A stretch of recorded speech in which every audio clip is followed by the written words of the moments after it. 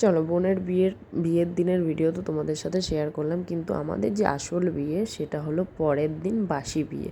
কার মধ্যে কী নিয়ম আছে আমরা জানি না। আমাদের এইটার নিয়ম আছে, এক রাতে দু বিয়ে আমাদের হয় না।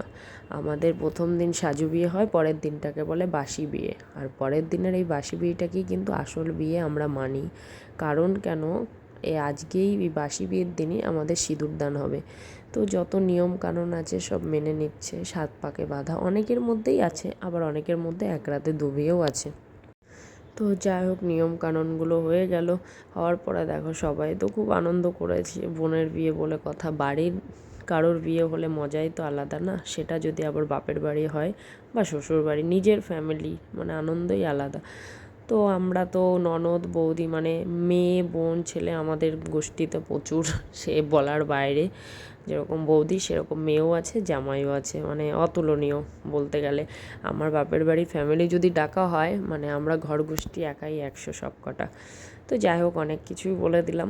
তো এবার আমাদের যা নিয়মকানুন আছে, আর লেখাটা দেখো আমি লিখেছি, এই ফার্স্ট টাইম আমি ওরকম একটা কোনো যজ্ঞের সামনে লেখা লিখেছি। আমি কোনো দিন আলপনা দিও নি বা লিখিও নি। তা ওটা হয়েছে শুধুমাত্র বৌদিদের জন্য, ওরা কাজে অনেক ব্যস্ত ছিল। দিয়ে আমাকে তখন বললো, টুম্পা তুই এটা দে। তো যাই হোক, বললাম ঠিক আছে চলো। তো এবার ওদের বিয়ে বলে কথা, সব কিছু তো সুসম্পূর্ণভাবে নিয়মকানুনের একটা ব্যাপার আছে, তো সব পুরোপুরি প্রায় হয়েই গেল। তো ওদের মধ্যে ছিল যজ্ঞটা কিন্তু আমাদের নিয়ম ছিল না, মানে আমার বাপের বাড়িতে যজ্ঞ নেই, এটা হলো ছেলের বাড়ির নিয়মে করা হয় বিয়েটা। কিন্তু যাই হোক, যজ্ঞটা ছেলের বাড়িতে ছিল, তাই যজ্ঞটা হলো। তো যজ্ঞর সমস্ত নিয়ম ধারণ করে, তো এবার যা যা নিয়ম আছে সেইগুলোও পালা হবে। তো যাই হোক, আমরা কিন্তু বিয়েতে ভীষণই মজা করি, বিশেষ করে আমি, কারণ আমি সব অনুষ্ঠানের বিরুদ্ধে। দেখতেই পাবে না কোনো অনুষ্ঠানে, আলে কালে হয়তো বাপের বাড়ির অনুষ্ঠানে আমি অ্যাটেন্ড করতে পারি। হ্যাঁ, তবে দুর্গা পুজোটা কিন্তু আমি মিস করি না একদমই। আর যে এই যে সাদা ব্লাউজ পরা হোয়াইট কালারের, এটা আমার বড় বৌদি, মানে আমাদের বাপের বাড়ির বংশে বড় বউ। যেমন নামে বড় বউ, তেমন কামেও, মানে সব দিক থেকেই বাড়ির সম্মান আত্মসম্মান সব কিছুই বজায় রেখেছে এই বড় বৌদি।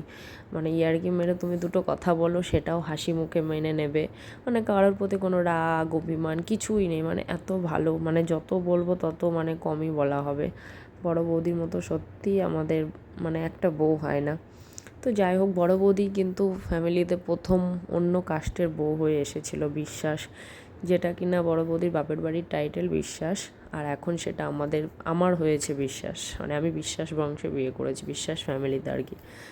তো যাই হোক, ওটা ছিল বৌভাতের দিন দুপুরবেলা, দিনটা ছিল শনিবার, ওরা শনিবার দিন বৌভাত করেনি, করেছিল রবিবার। তো এখানে কিন্তু আমরা উপস্থিত ছিলাম না, ছিল সমস্ত জামাইরা।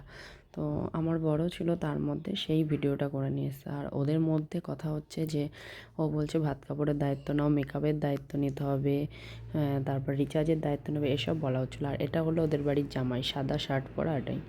তো যাই হোক, দেখলে তো নতুন বউকে সত্যি খুবই সুন্দর লাগছিলো, এই দুটোও বাড়ির জামাই।